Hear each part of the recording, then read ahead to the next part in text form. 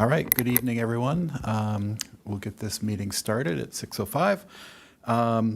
We'll do a roll call. Can we let the record reflect that all 5 commissioners are in attendance? And with that, we'll start with the Pledge of Allegiance.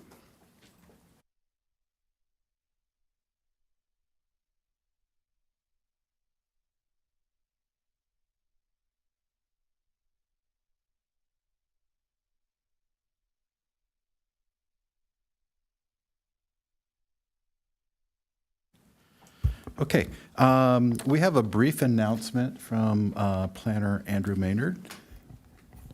Thank you, Chair Dalton. So just a quick clarification. We had the Chevron driveway opening, which was heard on November 6, 2025. There was a memo sent today to the Planning Commission that was identified as item 6C. That was it was actually not as agendized. The applicant's still working on their CPP and kind of other elements of that project. So that is proposed to be continued date uncertain to your future date for Planning Commission, and that will be renoticed at that time. Thank you. Okay, thank you for that. The next item is oral communications. Are there any speaker slips? No speakers. Okay, seeing none, we'll move on to changes to the agenda. Does anybody have a change to the agenda? Seeing none.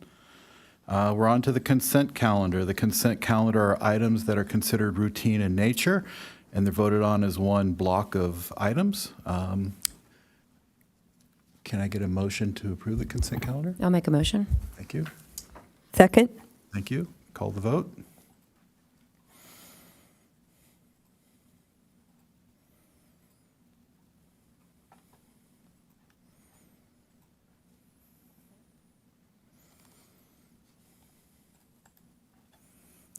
Okay, that passes 5-0.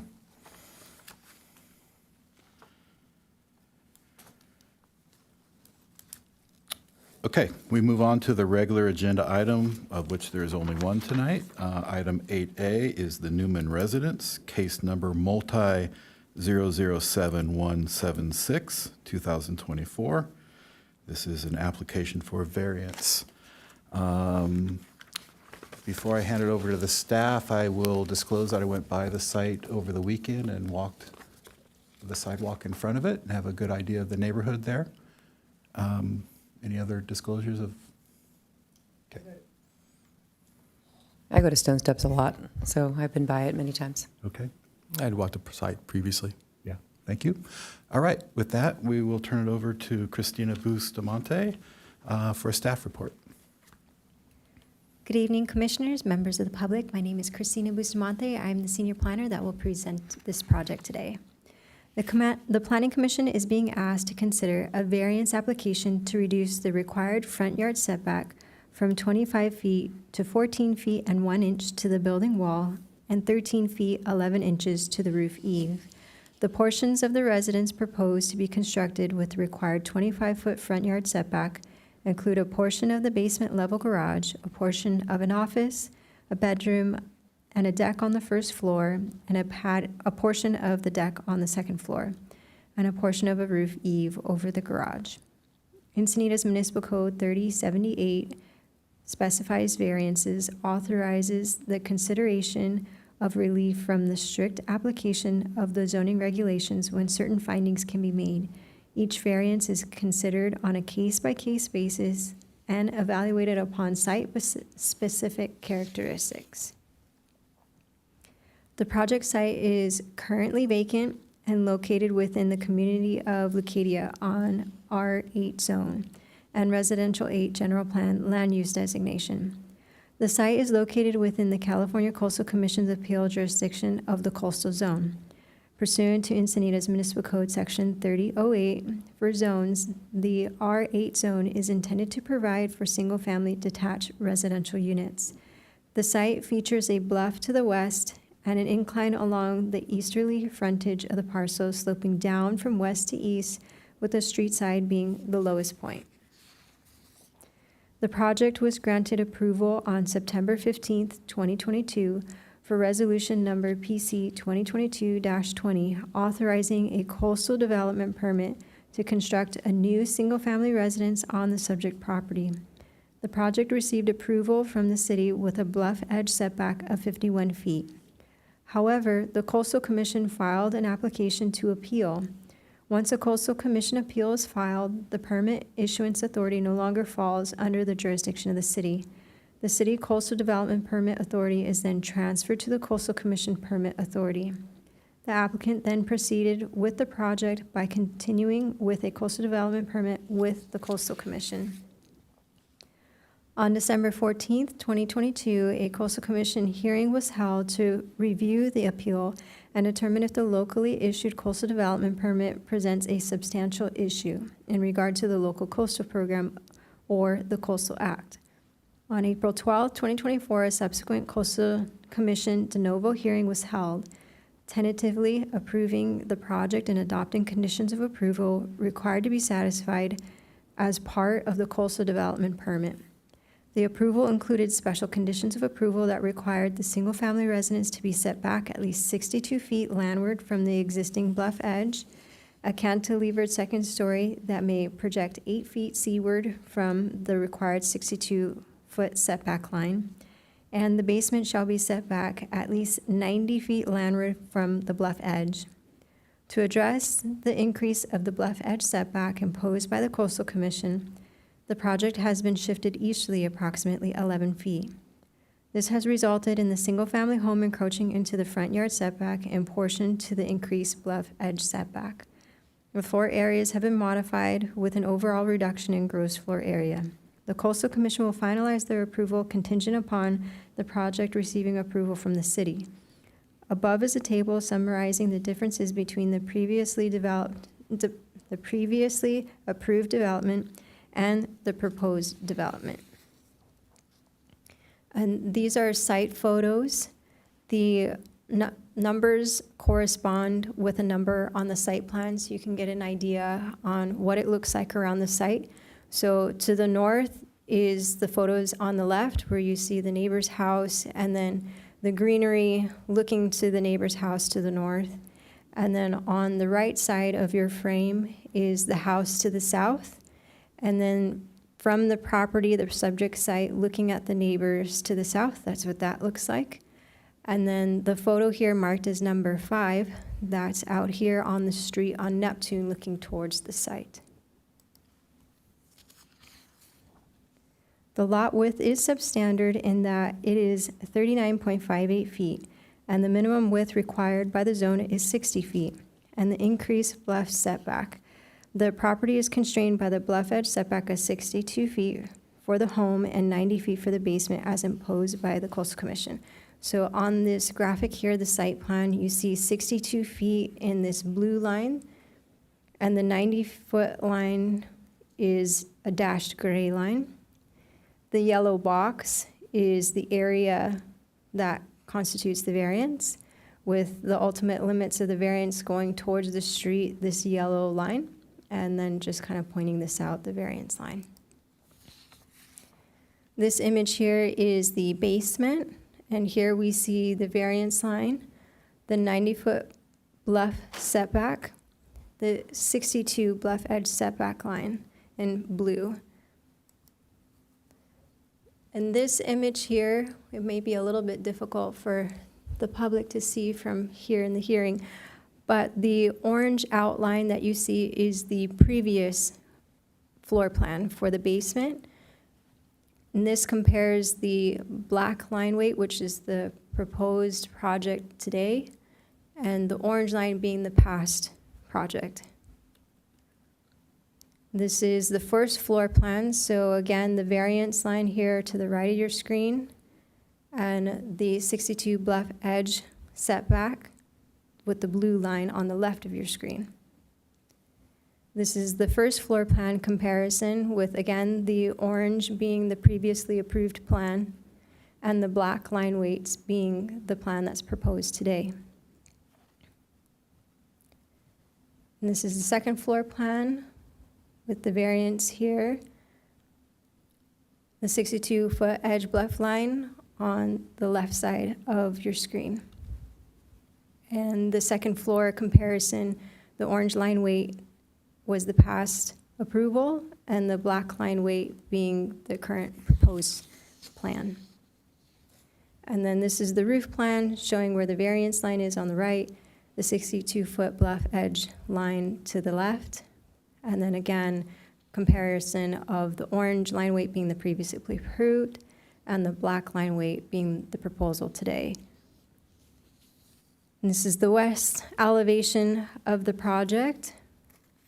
This is the north elevation of the project, this time with the variance request in yellow is on the left-hand side, and the 62 bluff setback line is on the right side of your screen. And this one, we're on the opposite side, so we go back to 62-foot bluff line here on the left side of your screen, and the variance line here on the right side of your screen. And this is the east elevation. This is the elevation that would be seen from Neptune. And then this is a little bit of analysis in comparison with some of the other lots that are in the area. So 52 developed bluff lots in the R8 zone between the addresses of 200 and 630. And of those, 33% are single-family residential homes. And then it breaks out further to say 13 have front yard setbacks of 18 feet or greater. And then there's 61% or 20 with front yard setbacks of 15 feet or less.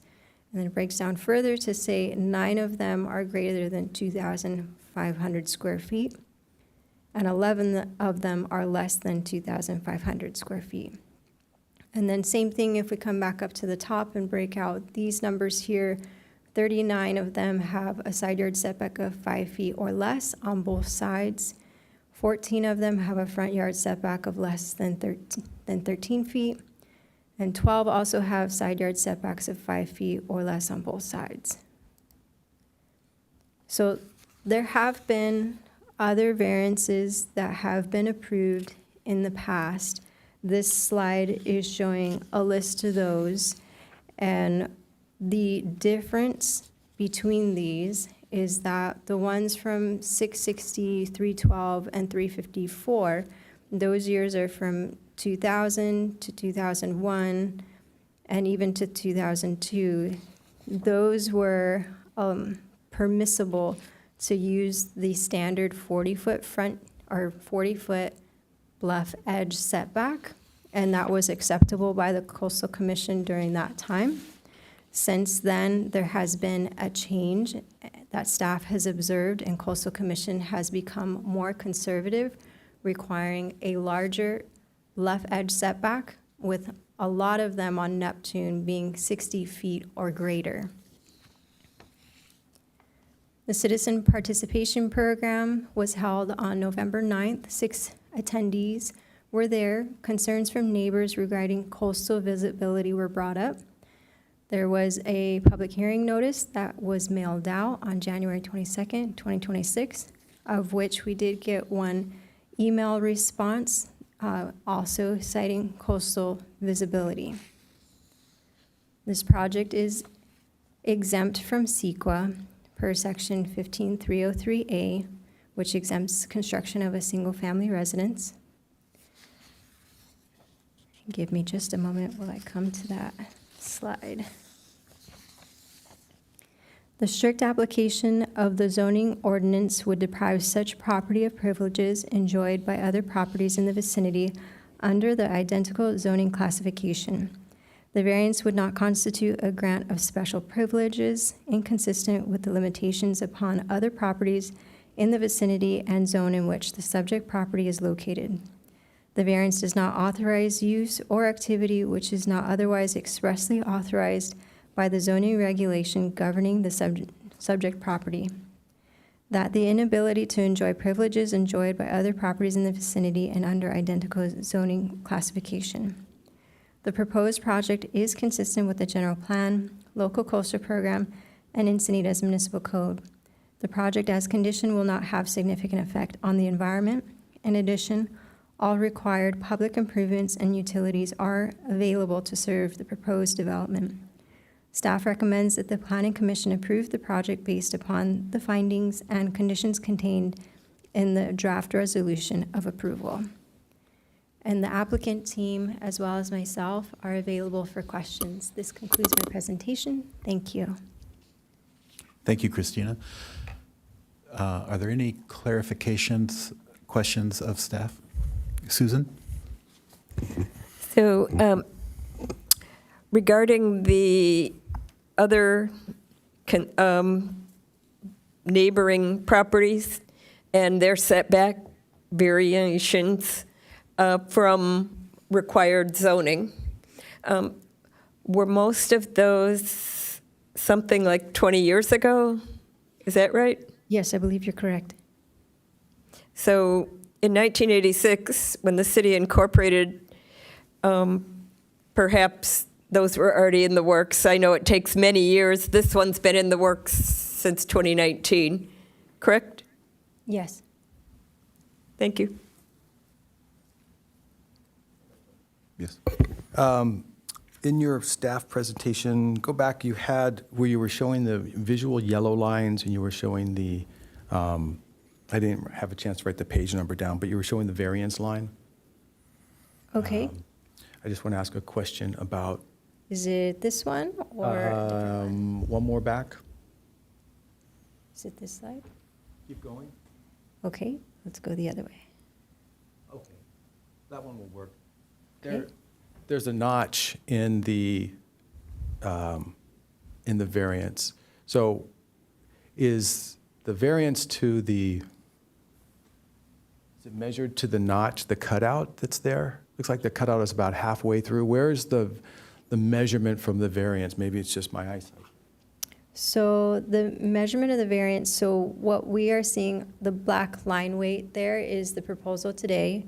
The hashed markings that you see on the right, that's the limits of the variance request. So if we were to measure the 25 feet that's required, it would be to the left edge of that hashed mark, and that's the 25 feet. And then to the right side of that hashed markings in black, that's the 10 feet and 11 inches requested. Okay, halfway through this line, I see on the far right, it says 24 and a half feet, the outside line. And then there's an inside line, and then there's a perpendicular line that goes in the middle of it. Is that measured to the notch, or is that Hey, measured? hey, Bob, we're not picking you up on the microphone. Oh, I'm sorry, I was But- trying to lean over. But if I could, Bob? Yes. If I could clarify, the 14-foot is to the furthest extent of the variance. So there is a portion of that building that does not go to the minimum that they've requested. Okay. You're seeing a setback of one of the garage doors, an additional foot or some number. I see. I'm just making sure that the measurement of the variance request goes to the furthest line that encroaches Towards the street. towards the street? Okay, that was one of the ones. Thank you. And then on page 18, Is it page 18 of the staff report or page 18 of the presentation? well, I think it was in the presentation. Okay. Because there are some numbers on the bottom right hand. I see. Let's see. It said 18. I don't know if that was from the staff report. Yeah, no, that's okay. When I have it big like that, I can't see the numbers.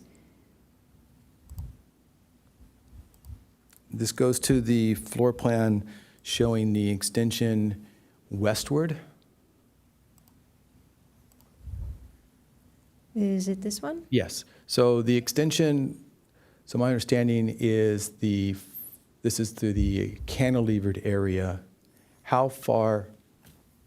The 7 feet 11.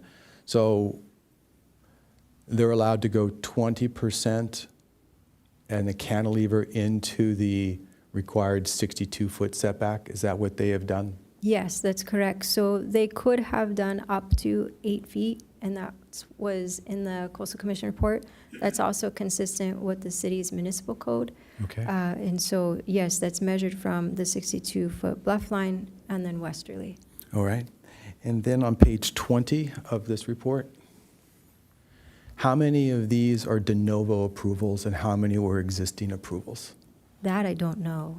So it's important Because I saw later that you identified 4 variances, some as small as 4 feet, some as small as 4.75 feet. I think there was one in 2000 to 12 feet, and then there's the Martin case that came up last year. So while this is important to note that these aren't consistent with our code, what we have an opportunity here is a de novo ground-up development, which has to conform to our code versus the legal non-conforming properties that existed prior to. So this is, my understanding is this is the first time we've seen a de novo ground-up asking for the variance. That's incorrect. That's it. Okay, is there another site that has a ground-up from scratch asking for a variance that was approved? Yes, last year, The Martin? the Martin House, Okay. that was also. That's the only ground one? up. That's the only one that I know of. The rest of these, you're correct, in that they were existing and had modifications. So since the city was incorporated, we've had one, and that was approved last year. As far as Neptune, I did Neptune, not do on a Neptune, full yes. city Yeah, analysis. not talking the whole city, just on Yeah. Neptune. Neptune. Okay, thank you. Chris? Yeah, I have a question. So I don't think we saw a slide, but you think you presented it in the slides. Is it fair to say that the project, not including the basement, where I know that the rooms were removed because of the 90-foot setback from the basement, but the first floor and second floor are pretty much just shifted eastward? Is that correct? That's correct, And I'm more or looking at less. it, there's a thing called development comparison, and it shows the square footage of each floor. So it looks like the square footage from previous and proposed are fairly similar. I think this slide might be helpful for that.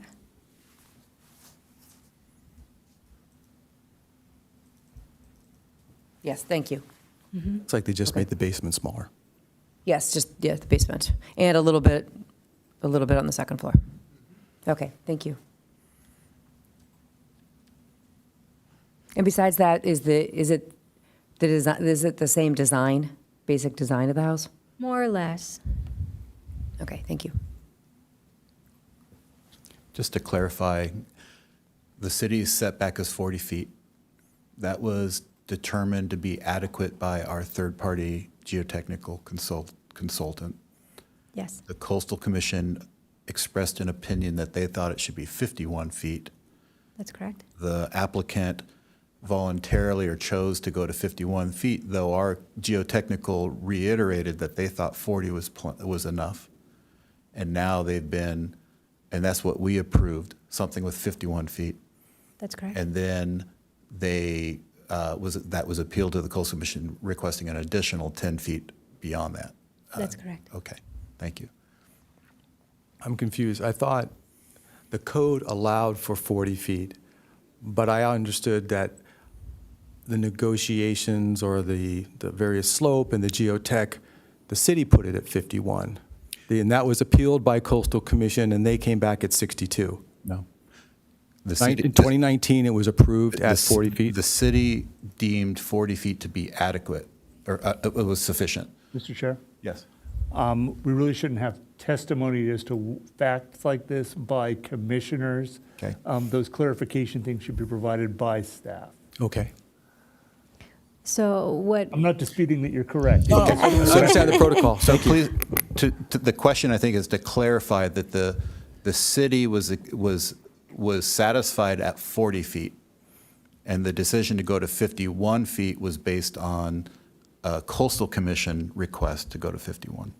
yeah, so I'll take the baton from there. So And one other point, to clarify, the setbacks you're talking about are the from bluff rear yard setbacks. Bluff Edge, that's correct.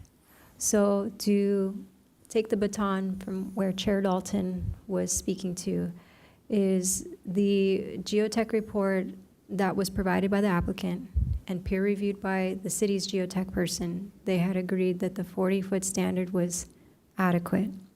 However, at the time, conversations were had with the Coastal Commission, and they brought up concerns that the Coastal Commission had. Out of working together in collaboration, the applicant and the city appease the Coastal Commission, or at least hope to appease the Coastal Commission by setting it at 51 feet setback from the bluff edge. And that's what it came to Planning Commission for and got approved with. So the negotiations that we're talking about, you're correct in that the project didn't get approval at the 40 feet, but it was more because there was some collaboration happening to try and appease Coastal Commission, and that's why it was at 51 feet, not because that's what it should have been, or that's what it was deemed to be by the geotech report. So from there, then the Coastal Commission appealed and asked for additional feet away from the bluff edge, which gave us the 62 for the building and 90 to the basement.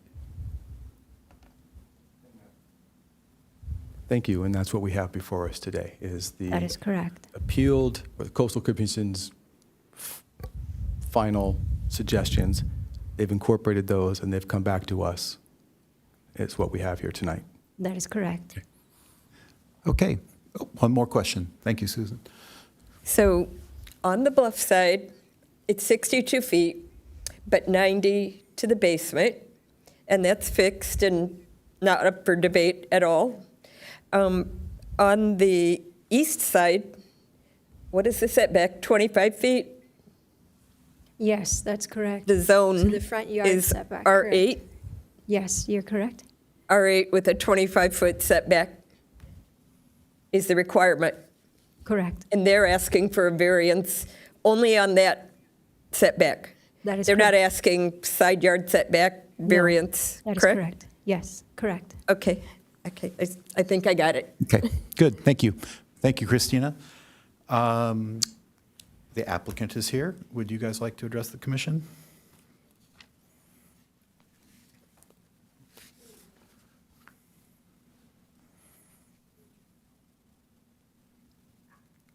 You guys hear me? Yeah, sorry about that. I'm Chandra Slavin. I'm here as the applicant's representative with Gary Cohen, our esteemed architect. And thank you so much for the opportunity to come and present a project that we've been working on for many years. And we're very excited to be here this evening to share the results and what we hope you would agree is a great project. All right, let's see. This is next slide. Okay, great.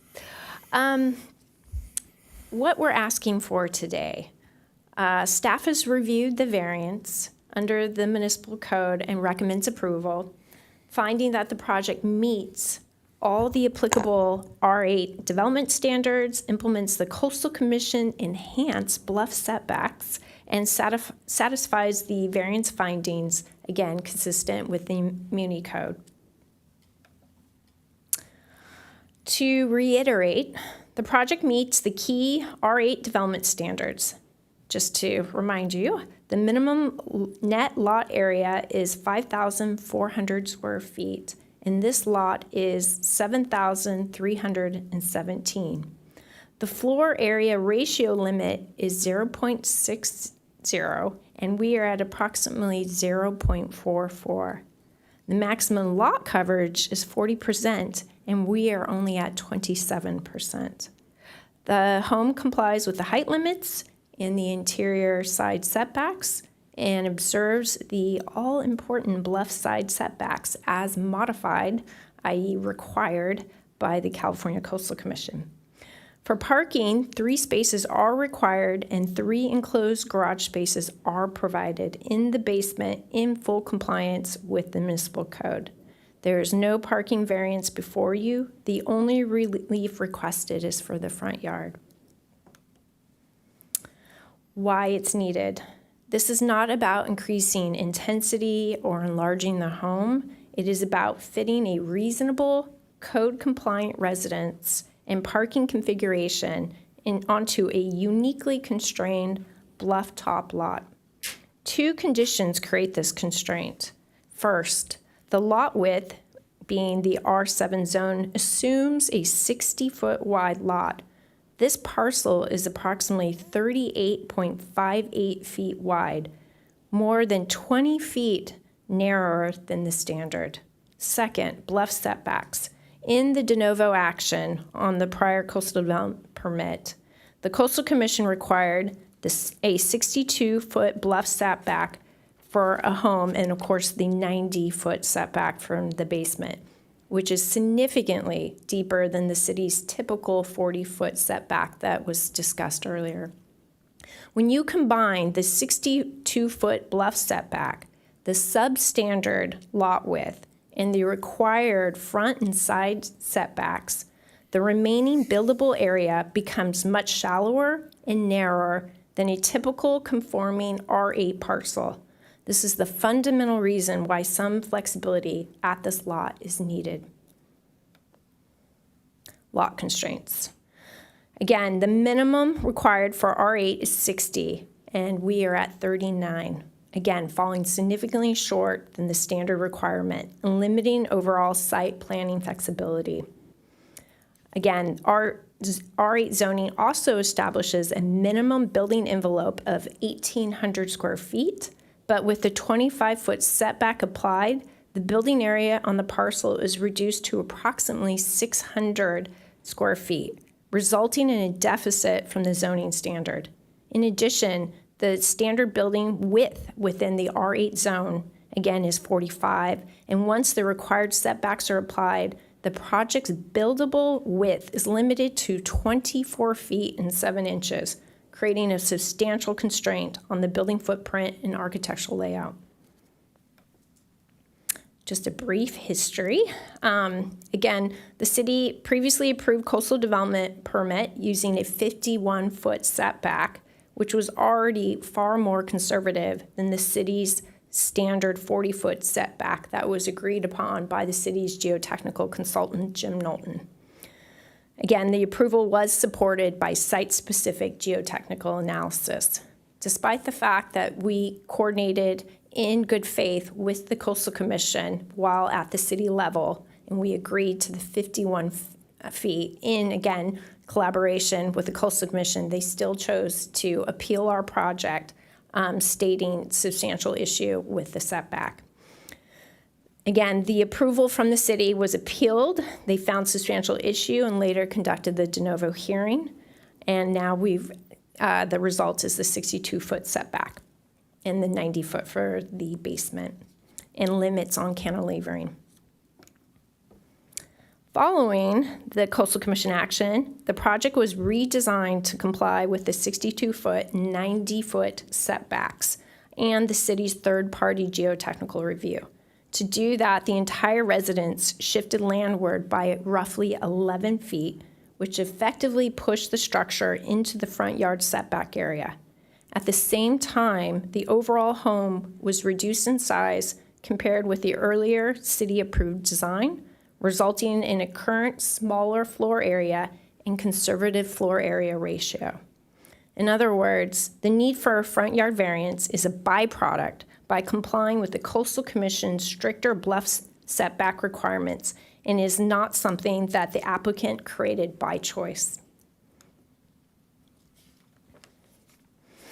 Moving on, the variance would allow defined portions of the residence to extend into the 25-foot front yard setback down to 14 feet and 1 inch from the front property line. These portions include the basement level garage, certain first floor spaces such as an office, bedroom, and deck, and a small portion of the second floor deck. The approximately 11 feet of relief at the front essentially mirrors the 11-foot landward shift required to meet the Coastal Commission's 62-foot bluff setback. The house did not grow towards the street. The building envelope shifted inland to respect the bluff, and this variance seeks corresponding flexibility at the street side. Going to the required findings. Special circumstances exist because the lot is significantly narrower than the 60-foot standard and is subject to the deeper 62-foot and 90-foot bluff setbacks, which together substantially reduce the building area. These conditions are not self-created. Granting the variance does not confer a special privilege because the resulting home is similar in scale to neighboring residents, and a front yard encroachments are common along Neptune. Finally, the variance restores parity with other R8 properties on Neptune by allowing a home and garage of comparable size and function while still maintaining more conservative bluff setbacks than the city typically requires. Cantilever and views. The Coastal Commission's condition allows up to an 8-foot cantilever beyond the 62-foot bluff setback. The project's cantilever is approximately 7 feet, 11 inches, so it remains within the limit and fully compliant with the California Coastal Commission's approval. Staff evaluated both public and private coastal views and concluded that the siding and massing of the home, including the cantilevered elements, do not result in a significant view impacts. The building profile is aligned with and in some locations recessed relative to other homes on Neptune Avenue. During the Citizen Participation Program meeting, neighbors raised questions about fencing and southerly views. In response, the project refined fencing materials and transparency to address those concerns and maintains a respectful relationship with the surrounding neighborhood.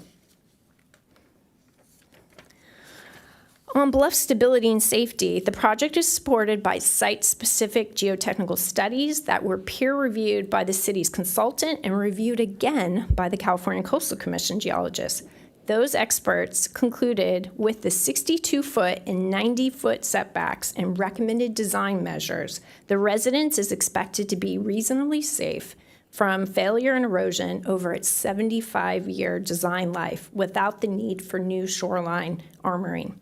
The project also includes an open space easement over the bluff, limits irrigation and disturbance near the bluff edge, and manages drainage away from the bluff through low-impact development measures, again, consistent with the California Coastal Commission. Moving on. And I know I'm ready. I know you guys are ready to go, so I'm just going to keep moving. So those were a list of variances. Obviously, Christina provided some great examples. Bottom line, taken together, these prior actions establish a clear pattern. On uniquely constrained bluff-top parcels along Neptune, the city has been willing to grant carefully tailored variances that maintain parity among properties and uphold coastal policies.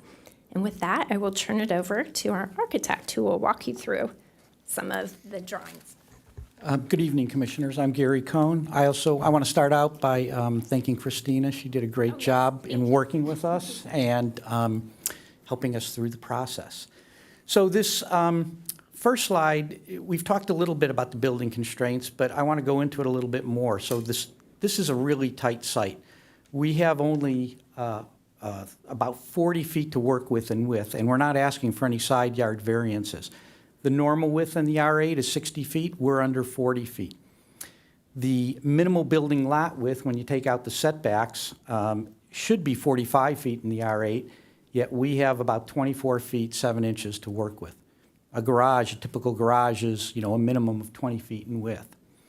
The minimal building envelope, and the building envelope is the area you have to build after you've taken out all the setbacks. The R8 minimum lot is 60 by 90, and you have a minimum building envelope of 1,800 square feet. If we were to use the 25-foot front yard setback with the bluff setback of 62 feet, we only have a 1,600 square foot buildable area that we could use. If you looked at a comparable lot in the R8, that's comparable in size to our lot, which is about 7,300 square feet, you would get about 2,500 square feet of buildable area once you would take the setbacks out. In our particular case, with the 14-foot setback, front yard setback that we're requesting, we only have 1,870 square feet to work with. So you can get an idea that this is a pretty constrained lot. I want to show this section because I think it's important to understand that this is a very steep lot right from the property line. If you're looking to the right, you'll see the center line of Neptune and then the property line adjacent to the street. Right at that property line, the site starts to slope up. So there's no way that we could put the parking, let's say, at the livable levels above where the bluff is. It's just too steep to get up there, so we had to use the basement. Coastal Commission doesn't like basements these days, and they recognized that there was no other way to park the site other than to have a basement.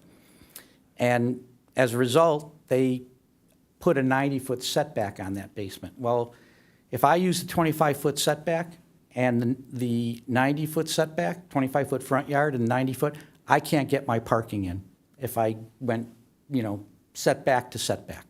So that's one of the reasons that we're asking for the variance. This basement plan here will show you how we've set the parking up. We're required to have 3 parking spaces. We have the 2 tandem spaces, and then on the other side, we have a single space, plus our circulation, which consists of a stairwell and an elevator, and we have some minor space for mechanical there. The other thing is that we feel that this design is consistent with the existing neighborhood around us. If you look at the mass and scale of this building, it's similar to other buildings. There's some that are set back the full 25 feet. There's some that are set back 20 feet. There's others that have no setback. So there's a whole mix within the neighborhood of mass and setbacks at the front yard. If we go to this next one, we've done sort of a montage that shows the setbacks. The blue line is the setbacks that exist on our street. And our lot, you can see the yellow line there, that shows the requested variance that we're asking for. And there's, as you can see, that setback moves all over the place in this neighborhood. Now I'm going to turn it over to Chandra to finish up. Thank you. So thank you again for listening to Christina's excellent presentation. I do want to say she's been amazing. Doing a variance is not easy, so she's stuck it out with us for probably a few years. So I do want to say thank you. Again, we're asking for a variance to reduce the front setback by 14 feet 1 inch. We strongly believe findings can be made based on the site constraints and neighborhood pattern. And it respects the California Coastal Commission's conditions, protects views and resources, and is consistent with the Neptune corridor. And with that, I did want to say we received several commissioner questions this morning. We've prepared responses. I'm happy to go through those now, or we can wait for questions, whatever your preference is. Let's make an end of your presentation. We forgot to set a clock on you, but we'll say it's done. It's done. And then if you want to sit tight and if there are specific questions from the commissioners, we can rattle them away. Who would like to start? Okay. That was good. I mean, between Christina and the applicant, Yeah. I think it's more for deliberation for me. Okay, fair enough. Susan? I just have a question for them on the design. And so you said that you'd only be able to squeeze out 1,870 square feet, which would basically be a 1 level. And what would happen would be that the garage would still have to be dug out, basically underneath, because the steepness of the front. So what you would have the setback that would comply, but your garage would still be pushed in. Correct? I'm an architect, remember.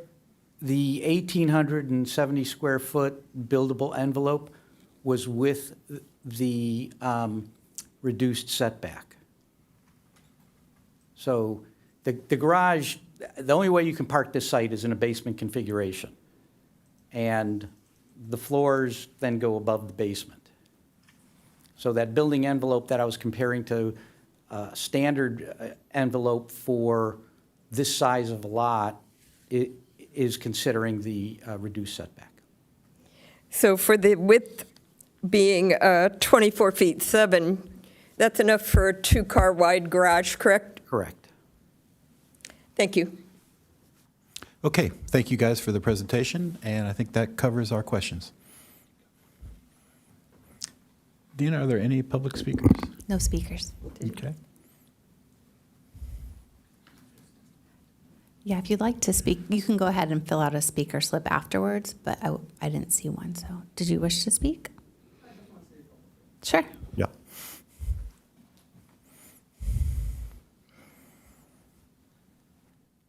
My name is Max Wuthrich. I live at 222 Neptune, immediately north of the proposed project. First and foremost, I mean, Gary and his client have been dragged to hell and back. Not by you, but by Coastal in particular. And I can't believe the patience they have shown. I couldn't have done it. And I want to commend them for that. I think, you know, we've talked and passed around all sorts of numbers, and we are in no way opposed to this project. Wes has every right to build whatever he wants here. We understand that. But I do have a common sense issue I just wanted to bring up. If we're at 14.1 or even 15.1 with the offset garage, and let's say you took an average car, which is a Toyota Camry, 16 feet long, no matter what you do, that's going to be touching the garage door and sticking into the sidewalk. We walk this street every night. We ride our bikes up and down Neptune. And I can't tell you the number of times, especially at night, when cars are sticking out over the sidewalk and you have to walk out into the street and you can't, it's not well lit. Is it an issue for us? I can get around it. Is it an issue for other people who don't know the neighborhood as well? It could be. That's really my only issue. And I realize they can't move it back at all. If they could move it back a foot or 2 feet so you could actually get a car in there, that'd be nice. But I just wanted to speak my piece. There you go. Thank you, Max. Okay, with that, I'm going to close the public comment portion of this and open it up to commissioner deliberation. What I might point out is that this is an application for a variance, and it does not include design review permit or coastal development permit, any of the other stuff that we are used to reviewing. This is really focused really onto the issue of the variance without the rest of the architecture to it.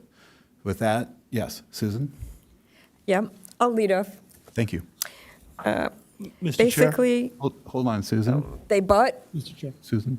I guess there's 2 points of clarification that you made. The last speaker made a statement that they're able, or they should be able to build whatever they want, something to that effect. That's incorrect, of course. They should, an applicant can build whatever design they want, consistent with the constraints of both the Coastal Commission and your zoning code. And that's really what's at issue here. So I just don't want there to be a statement by a member of the public being taken as the law. I understand, I think the nuance of what he was saying is, but please keep in mind that it's your interpretation of what the code provides as to what the applicant can build on. The second part has to do with the parking, and I think Mr. Maynard has a statement about that. Yeah, so the requirement per municipal code for a single-family home, if you exceed 2,500 square feet, there's 2 enclosed parking spaces. There is an additional third parking space, and that can either be enclosed or unenclosed. But either way, it needs to meet the dimension. Either within a garage, it needs to meet the dimensions, or if it's outside the garage, it needs to meet the dimensions, and it has to be on-site. It can't cross over into the public right-of-way. Okay. Can I ask a follow-up question of staff based on that? Yes. Okay, so I understand that you need the two parking spaces for 2,500 square foot. There could be a situation, there's an ability to get a variance regarding the required number of parking spots, is that correct? That's correct. Okay, so this project could be built, or a project could be built to get a variance to have 1 enclosed parking space and 2 parking spaces that are not enclosed. That's correct. Okay, thank you. Okay, Susan, would you like to start us off? Okay. So I have quite a bit to say about this. In general, I believe I voted no in 2025 on that other variance request. They bought a bare lot. I want you to look at this piece of paper. You see there's a couple lines of text. On the other side, it's completely full of text. It was bare when I started printing it. When you have a bare lot, you can do whatever you want within the current restrictions of the lot size and the zone. The zone will have specific setback requirements. When you look at that, you have to understand they bought it the lot did not shrink. It wasn't 60 feet wide when they bought it. It was what it is today, 38 feet, 38.58 feet. So my finding would be that they knew they had a narrow lot. My finding would be they knew they had the bluff on the west, and that the idea of a self-created problem of building a really big project that requires a third parking spot is a finding that it's a self-created hardship. They didn't have to design it that large. They don't have to have a big house and 3 parking spaces required. They can build a smaller one. They just choose to go for a variance. They're allowed to go for a variance. However, my finding is it's not necessary to have a variance to construct a single-family residence with 2 parking spaces that are enclosed or even unenclosed. They don't have to have 2,500 square feet.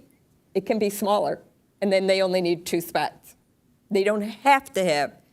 So this is a self-created hardship, and their rationale is not sensible because of that. Going on, there's only one project, which was a long time ago, that was on a bare lot. And that project, probably like this one, took many years to come in front of the approval process. So there is no hardship. Therefore, a variance isn't necessary to build a single-family residence. It's not necessary. The rationale is fabricated. There is also an immediate and long-term consequence to the neighbors, because if there are cars parked in that driveway by guests, it will be hanging over the sidewalk and it will create a hazard. Unfortunately, before our city was incorporated, there probably was only a 5-foot side yard setback at that time.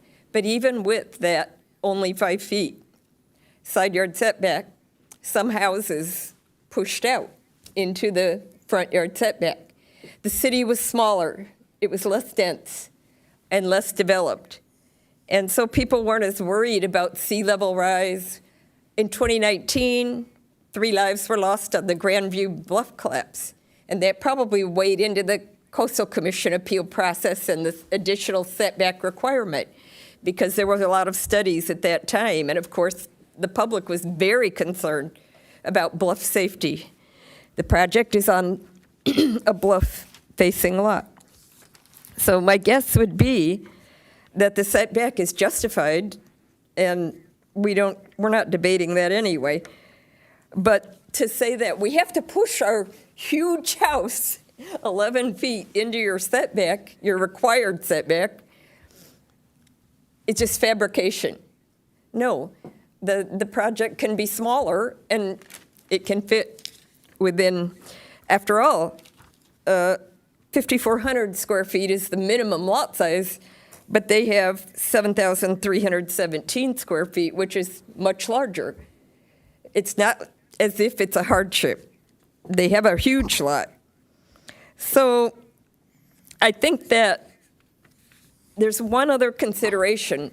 When you build big, the resources that go into that project, the materials, affect climate action plan, because every material, studs, stucco, whatever it is, steel, concrete, has to be excavated, hauled off, refined, produced through production, into usable, and all along the whole process, including the distribution and assembly of that building, we're talking about carbon emissions being bigger and bigger. The bigger the project, the more the carbon emitted. So there is actually even a global impact, believe it or not, for building big. And houses over time have increased in size because the wealth in this area is fairly high. And speculators build big because they make a certain profit based on the square footage. And so the more square feet they have, the more profit, the more doors they have, the more profit, that kind of thing. But that also means higher carbon emissions. And it really violates our cap, in my opinion. I cannot support the variance request. Susan, just to address one of your concerns, you said that this was something they knew, that this was a known thing, and that the lot did not shrink. But don't you find it, they had an approved house by the city, and then the Coastal Commission changed their policy and requested more setback. Isn't that new information? Isn't that a change in the circumstance? The Coastal Commission never approved the 40-foot setback. Never. They did as part of our local coastal program. A site-specific geology report was done. It said that the factor of safety line was even less than 40 feet. It was Our local 20-something. coastal is the city. It's not California Coastal Commission. The California Coastal Commission appealed it, which is what happens when they do not agree with the city's local coastal. But that's a change in a policy that the Coastal Commission, so it's the reason it's been coming up in August and now is because they did not always enforce that rule that way. Or there's no rule. I don't even know what they're enforcing, but they are changing their policy towards the setback there. And I do not believe they are changing policy. The only time they changed the policy, the city has a local coastal program, but that isn't California Coastal's program. It is okay. overseen, and it is appealable on a case-by-case basis, and they did appeal it. You put a lot of weight on the fact that when they bought that property, they should have known what the setback would be and designed accordingly. They had an agreement. 100%. I hear you. 100% I Thank give you. you on that question. Thank you. We heard them say that they went to the Coastal Commission and worked with them and agreed on a 51-foot setback. And that's what was submitted to the city and approved by the city. So the city had no concern about the overall size of the house, the carbon action plan. We approved that project. Then the Coastal Commission had a change of heart, and they came back. It didn't come before the Planning Commission. They had an approval from the city, and it was that approval was appealed to the Coastal Commission. Was that approved at the Planning Commission? Yes. What year? 22, I think. That's correct. 2022. Okay, so If it was that in seems like a front of us, really clear change. I guarantee you I voted no. Well, you may have. But that seems like that's something they could not have known when they bought the property.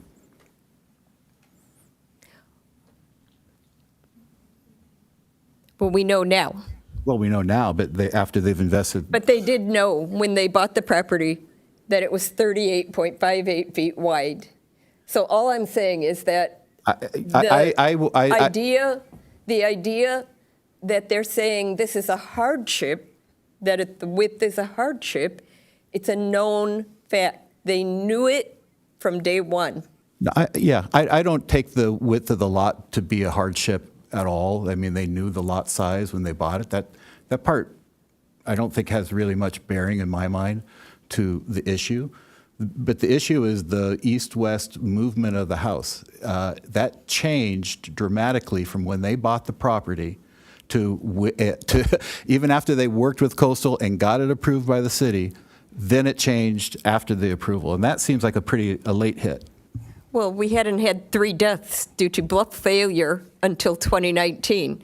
My perception is that we've been studying the bluff for years. Geologists for years have told us it's not stable and that it's dangerous. And we've got all these signs that warn people, stay back from the bluff, it's not stable, this is a hazardous area. We have a lot of signs all along our bluffs. But when that bluff failure happened and it killed 3 of our citizens, 3 people who are from Encinitas were there and died, I think it became not just, it's a hazard, it became much more concerning for safety.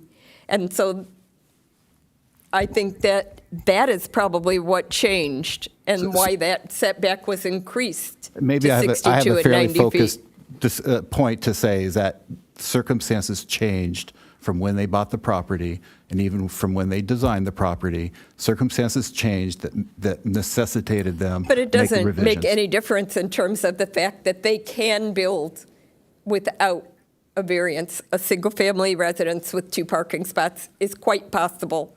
They just want it to be bigger. To be clear, they need 3 parking spots, right? They don't have to have 3 parking spots. They can get a variance to get 2 parking spots, or 1 enclosed and 2 out, if they wanted 3. But they'd No, be I'm back, just saying. yeah, but they'd be back it would asking be. for a variance, and Yes. they They chose can build one a variance over smaller another.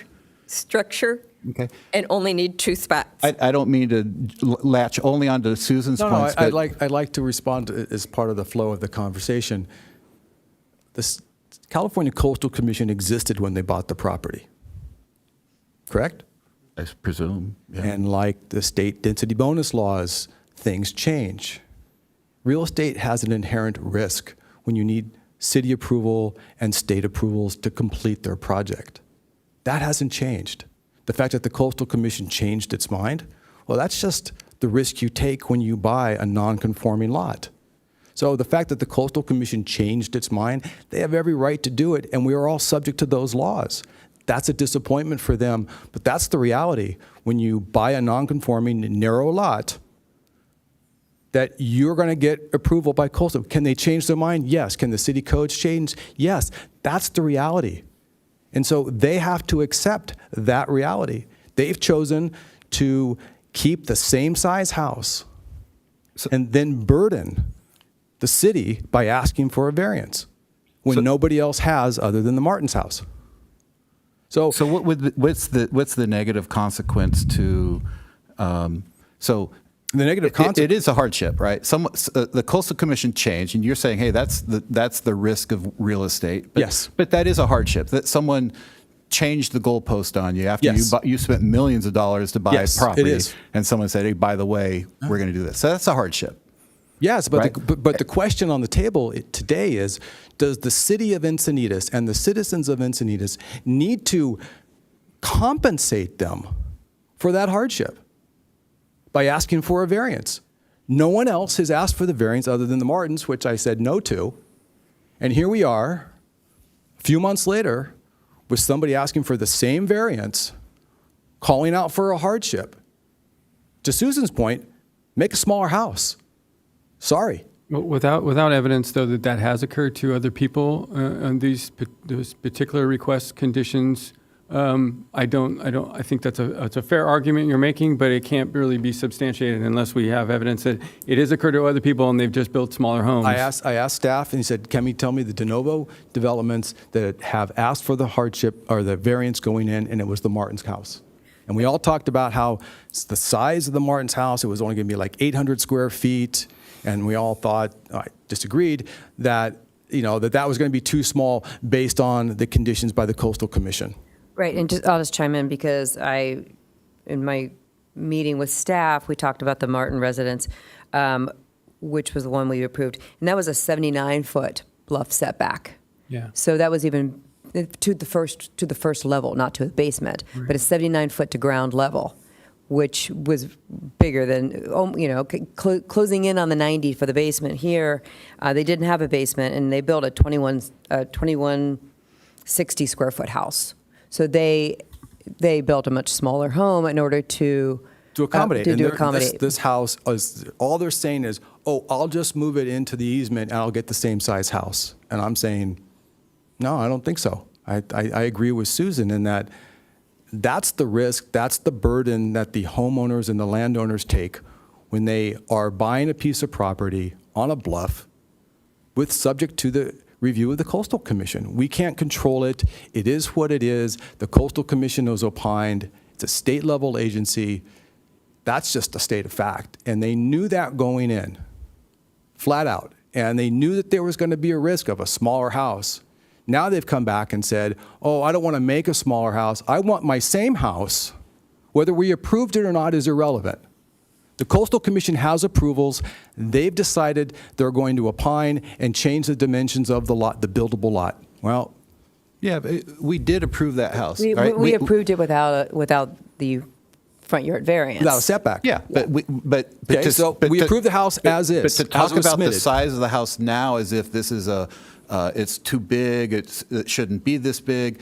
We agreed that that house was acceptable. Under and worked under in the that conditions that were under our city's conditions, right? Right, with the full But we're 25-foot not the setback. final say, Chair. We are not the final say.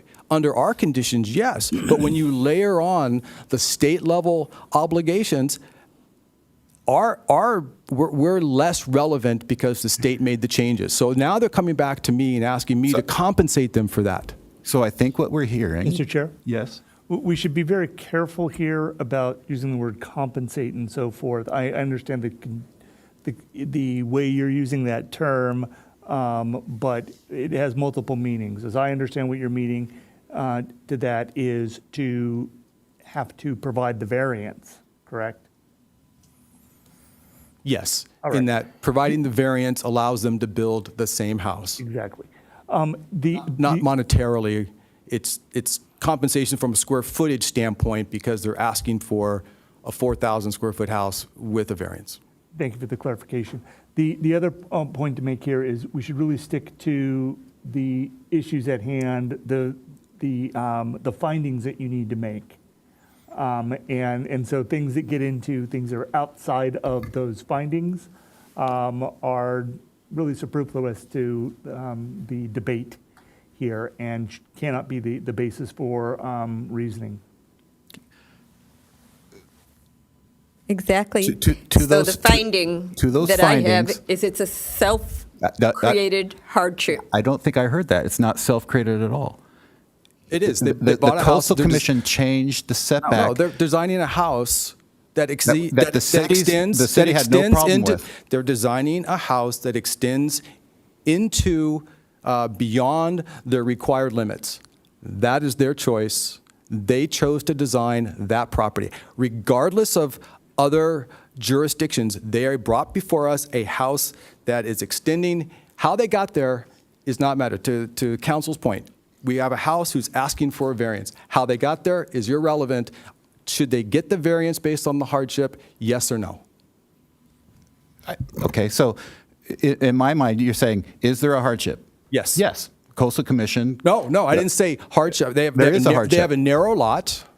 I'm not worried about the lot width. Okay, Someone but comes in and says, hey, you get, They've claimed you're and allowed a staff- 40-foot setback, and suddenly we're going to have a 62-foot setback. Staff has said there is a hardship. I do not see a hardship. The size of the lot was what it was. They're saying for other reasons that council just said is less relevant, they're asking to push into the variance. I also don't see a hardship. I mean, if we're talking about the buildable envelope, even going like 1,600 square feet for one story, you're at 3,800 with a second story. I don't see the lot size with the bluff setback and the front yard setback at 25 feet being a hardship to build a house on this piece of land. I mean, and I would also I don't agree with the idea that this house was redesigned in any way.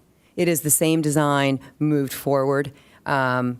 And in doing so and taking basically that same design without the extra basement rooms and moving it forward, they've now come to us asking for this variance, which I think if we gave them a variance, we would be giving them special privileges that other people in the neighborhood don't have. I've been past that lot many times. I saw the document that they showed us with the green line showing where the various setbacks are for the driveways. But as you look at that street and as you're walking or driving or riding your bike down that street, besides the house on the corner, which kind of looks like it faces the other street and not Neptune, those houses are pushed back from the street. They have a place for people to park a car or two cars in their driveways, and there is no way to park a car in this driveway unless you parked it diagonally. There's a sidewalk there that would obviously create a lot of danger issues with people who are on the sidewalk or walking or riding bikes. So I'm with Susan on this. Is the hardship or the consequences, it feels like that neighborhood's full of reduced Well, setbacks. but if you- So I not don't at- see anything unusual about bringing a garage closer to the street. Not in this section. I mean, as in certain parts of Neptune, yes, there are more houses that are, some have zero. Some are like in the very south part of Neptune, a lot of those houses the garages are right at the street. But along this portion, if you look at it, and most of them are pushed back, and they have driveways where you can park two cars. And this is going to create a situation where there's no place to park in the driveway. And I mean, I think just looking from the daily living, they're going to put a tandem garage and a one car garage, and without enough room to pull another car into the driveway while anything is happening at the residence. People are going to be parking cars in that driveway, and they are going to be impeding people that are on the sidewalk. I would agree with that concern about a car. I mean, because I can see that there is an impact to the community on that front. I'm not as adamant about denying a variance just because it's a variance. It seems to me like this is clearly a hardship that's been imposed upon them by a coastal commission, that their building otherwise met all of our standards for size and setback and all of that. And why would we fall on our swords to protect the coastal commission interpretation that far exceeds our local requirements? And why wouldn't we give our own residents some relief from the commission asking for an exorbitant large thing? But we approved the project with the 25-foot front yard setback, which allowed there to be ability to park two cars in a driveway. So would the variance request be different if instead of a 14-foot front setback, they asked for a 16-foot setback? To Max's point, if they were able to put one car in the driveway, would that have satisfied our concern? That might still be at a diagonal. I mean, my main concern really is that, well, I have a couple of concerns, but one of them is that you can't park a car in that driveway. And I think it's a danger to people in the community. And the second one is, we've talked about this before, is the precedent to granting variances. And I think that's been a real concern of this planning commission as well. The precedent setting of the Martin is already a problem for us, in my opinion. And I think that I argued against it at that time because it was not a good idea. Whenever you agree to let one person have a variance, that opens a door. to Everybody a that whole- comes in the future has to show a hardship, that there's no consequence to the neighbor, or to the community. They have to make their own findings. This feels like it has those findings to me, and I may be in the minority here, but There's definitely some unique qualities to this particular application, and in my perspective, from my perspective, I think specific to this particular applicant and the design, the plan, I do find that the goalpost changed mid-game, and I thought the staff got it right.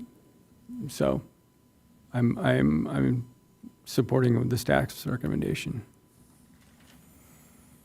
Although I do very much respect each of your opinions and each of the aspects that you've brought forward regarding the reason why the coastal commissions made their decisions and the effects it has to our community, as well the community's, the neighbors' concerns about the parking are valid. And I feel like we have regulations for those, and those can be dealt with on a municipal level to prevent that from occurring, to help the community there.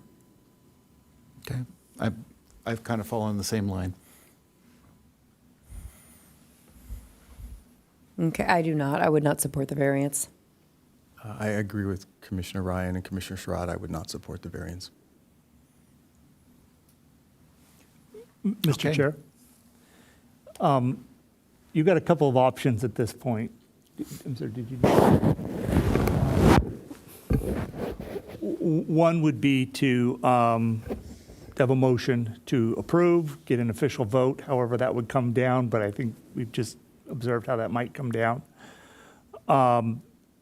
And another option would be to take these comments if what is emerging here is a denial of the application for a variance. Your city code does require either way that you have findings in writing. And so if it were a denial of this, that this come back at the next meeting with a resolution denying, stating the reasons why the findings that are required for a variance cannot be made. And several members of the commission have made, I think, pretty poignant comments that are very direct as to why those findings can't be made. And I think there would be enough there for staff to carve out a resolution for denial and based on those statements made tonight. Okay. So those are really the two options. I don't believe that you could have a vote tonight that would withstand to deny the project because you don't have those findings in writing. I see. So you're saying we need a motion to approve the project that's voted on? No. Oh. You could make a motion to deny the project to and come deny. Oh, back and come next- back with, next time. okay. with, So we could do the- it either way. Okay. You could do it either way, or you could do the third way, which is actually what I'm suggesting, that you direct, a motion to direct staff to come back with a resolution incorporating the statements that have been made and that would show how this project would be denied.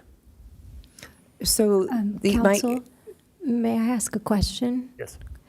Is it possible that the commission would be able to continue the item and allow the applicant to make design changes to the plans, acknowledging the asks that have been made, the points, the concerns, and come back to Planning Commission with a project that incorporates some of those design decisions?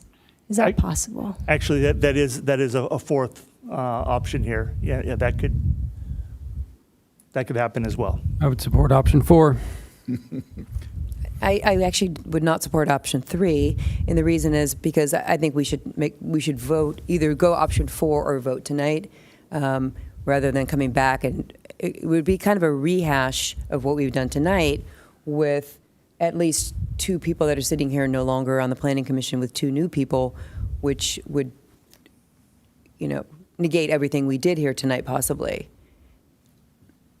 I think you're here for one more. Yes, but it would have to come back at the next meeting. Yeah. You're stuck. And Susan, too. Yes. But, I mean, it would have to come back at the next meeting. I just don't see the point of not making taking a vote and then coming back with a new resolution if we need to, after the vote's already been Because taken. they can always come back with a new plan, regardless of the vote. They can always come back to Christina's. Is there a consequence to denying a project to not being able to resubmit for a year or something like that? Yes, thank you for the question. I was getting kind of antsy. So if you were to deny the variance as it's proposed, the applicant would effectively need to submit an entirely new application with entirely new fees. And that is something that if we can avoid for the applicant's sake, it seems like they've been through a lot already. And if we can at least give them that flexibility, that seems like that would be a nice, gracious thing to do. Just to clarify the point, it would have to be a substantially different project too that's submitted within kind of a year timeframe to come back to the commission. Andrew, if it was denied. what's the year, Correct. what's in the code that says it's a year to come back? It would have to be a substantially different project. Right. The same project cannot come back within a year timeframe from whenever you would deny the So project. I see. So the same okay, now next question is what's the definition of substantially different? If it comes back, we're at 4,000 square feet. If it comes back at 3, is that substantial? I mean, I just want to be careful that I don't agree to option 4 to postpone, and I don't know and understand the definition of substantial. Sorry. It's not defined by square footage. It would be evaluation from staff and then Okay. ultimately recommendation to commission. All right. It seems to me if we were to continue it, they're hearing pretty clearly that they don't have the votes for a variance. So the redesign would need to come back without a variance. At that point, the size is the size. It was approved once at a significantly higher number. I can't imagine why we would then hold their feet to the fire to even reduce it further. I mean, right now, the only application they made to us is for the variance, right? They're not here asking for a design review permit or any of that. All that stuff was established by the larger project that was approved. So you suggesting I'm option suggesting 4? I guess I'm suggesting a continuance because I don't hear the votes to approve the variance. Right. And By continuing, you give them an option to they save give the them fees the and option, come they back. can go make some adjustments to the design. Try again. And try to come back. And I'm not sure procedurally what I guess they're coming back for something without a variance. I mean, if they're only here Or for a less variance tonight. less of an ask or Yeah. whatever they decide to do. Yeah, but I Well- think to deny them now, I think Right. sets them back in a further hardship in my mind that they are precluded from resubmitting within a year if it's deemed to be not substantially different, or they have to go back and pay new fees and restart the whole process. Could the city waive the fees, or is that required that some Mr. other Chair. statement that they have to do? I mean, the city could just waive the fees. Well, they won't. I don't know that. Well, they don't. What, Andrew, what is the process to waive fees on a resubmittal on a project like this? I don't know off the top of my head what the policy here is in Encinitas, but certainly dragging this on for a redesign is effectively waiving the fees for a new project, right? So I think that there is precedent and an ability, there's probably a way to get that done, to be fee-friendly in that regard. My concern about let's not do anything tonight, let's allow them to resubmit, and that's all the motion is. You don't have a definitive up or down vote on this application. And my concern would be, from a legal perspective, that the applicant would then be able to say, well, the findings weren't made, therefore it was deemed approved, or some argument like that. So my recommendation is that, given the statements that have been made, that direction be provided to staff to bring back a resolution for 2 weeks from tonight, when you do have a planning commission meeting again, that articulate your findings. It's not a difficult resolution to write. I've been taking notes, we have a recording, we'll be fine on getting that down. And at that point, you would then have the denial potential, you would have the approval potential, and I think there would be a way to work into either one of those. Well, specifically as to the denial one, you could also work in it's without prejudice, using the legal term, to resubmit a redesign, but these findings on this plan can't be made. So it sounds like after that, we should make a motion. I'm sorry, go ahead, Chris. What, so you're saying we shouldn't take the vote tonight? We should wait and take the vote in 2 weeks? I don't understand what the benefit is of that. Yeah, what the. Besides the fact that in 2 weeks, we will do both at the same time, Yeah. I don't see the upside to doing it that way versus doing half of it tonight and half of it next time. The motion would essentially be that the project should be denied because the findings can't be made, and directing staff to bring back a formal resolution consistent with the comments made by a majority of the council or commission tonight for final approval and consideration and action on the project application. So I think we have to wait for the resolutions to come back to formally. But what does that, so then they can't go make any revisions or modify their application without resubmitting? I mean, is denying a waiver of variance tonight, technically, they have an approved DRP in their pocket from the city, right? We approve this project. No. So they're only here asking for a variance. Well, they have whatever they've got, but they can't go forward without this variance that's before you tonight. They're If in they have limbo to right reduce now.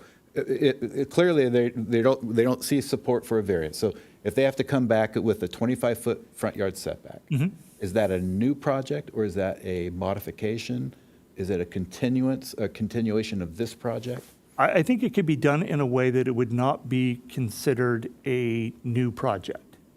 It's still a house, it's still within this footprint, it's still considering the issues associated with. And, but what's before you tonight is an application for a variance. We need to close that chapter before we move on. Right, so I really don't feel like my question was quite answered, though, because we've done it in the past where we've taken a vote and then staff needed to come back at the next meeting That's what I'm with the suggesting. findings. So we Exactly. take the vote tonight and then we come back in 2 weeks with the findings. You're Okay. going to vote against the staff or To deny the resolution, variance. and they'll come back With the, likely on the consent calendar, right? We're not going to debate it again, or presumably. right? And that's what the resolution that will actually be recorded is that one. So is there a motion? So I'd make a motion to. Well, no, taking a motion to approve, If you make a motion to approve, and that's the point of order, to take a vote on a motion to approve, and then they'll come back with a resolution. Am I repeating that back correctly? well, Or there's a motion you're going to to- make a motion to approve. I'm going to second it. That's right. And can we're vote going on to take a vote. That's right. And that's So going to, I'll make a motion to approve.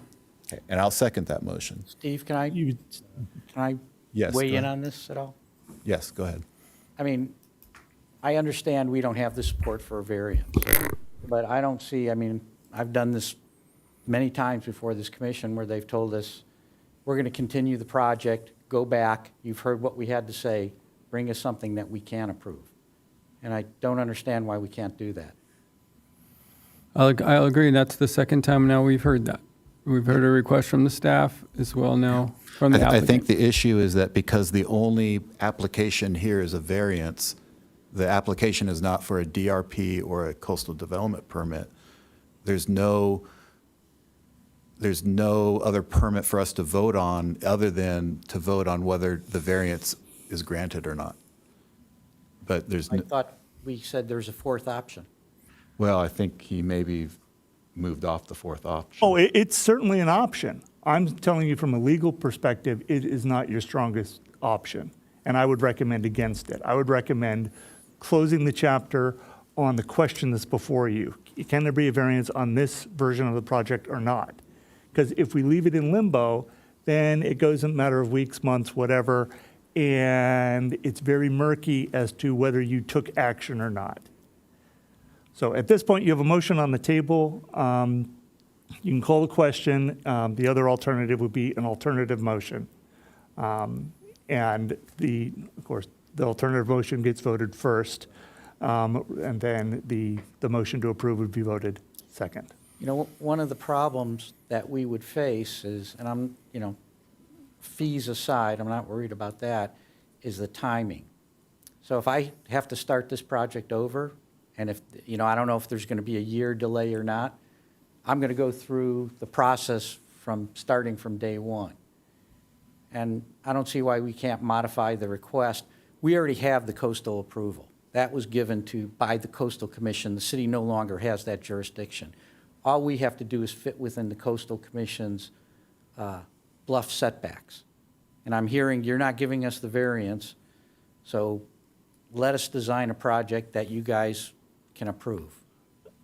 Can we put that into the resolution next week? So if we vote no, well, if we deny the request for the variance, staff goes back and writes those resolutions up. To the chair's point, it probably comes back on consent. We can pull it from consent. I'm not sure if it shows up as an agenda item or not. Anybody can pull it, including the public, can come back off of consent. And at that point in time, we could discuss a rejection of the variance still, but add language that allows them to redesign. Yes, you could do it that way. You could also, in an alternate motion right now, give that direction to staff. The motion would be direction to staff to bring back a resolution denying this version of the variance based on this, that, and the other thing that have been previously stated. Yeah. And direction to staff to include in that resolution the ability for the applicant to continue the process of working with staff on a redesign of the project, to your point. All right, so we're going to create a resolution that both denies the variance and requests a continuance of the project in order to enable redesigning of it. So we need to make an alternative motion. We need to then. make an alternative motion after the first motion was first and seconded. Is that correct? Is that the? That's correct. We've got one Yep. motion on the floor to approve it. Okay. And I can make a motion to deny the application for the variance based on reasons stated. Do I need to state the reasons? I just need to go back to the, No, I think the staff, I Again, think, if you're making the motion to deny, Yes. we don't have that written in front of us. Correct. right. So the motion would be to direct staff to bring back a motion to deny. Yes, that is my motion. Based on specific findings. And if you want to include in your motion that resolution would also say to allow the applicant to resubmit a version of this under the same application, you could do that too. Okay, yes, then I would like to do that I too. would support that. So saying so moved would make that happen. So moved. Thank you. Now it needs a second. Well, she made I the was motion. She making a made the move. motion, and then- I'll second. So I'll say so moved, and then, I'll second that. All right. So the motion on the table is for staff to bring back a resolution with findings of denial based on what has been said, and the ability for applicant to continue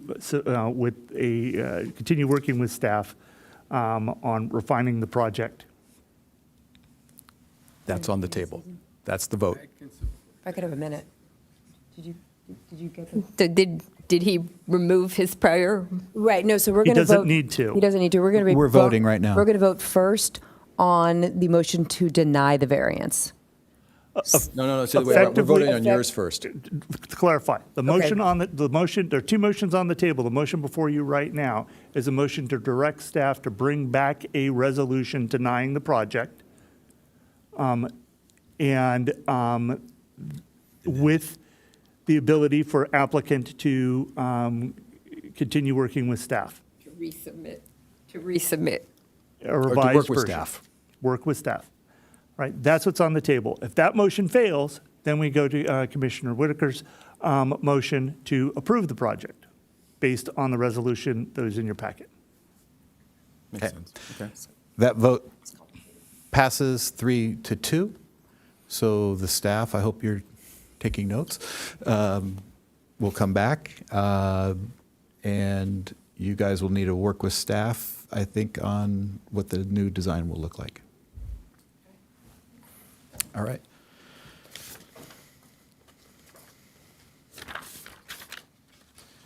Give me a second here.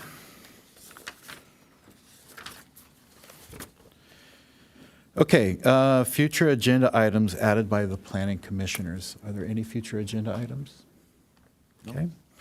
Planning commission reports? No. Secretary reports? Nothing to report. Okay.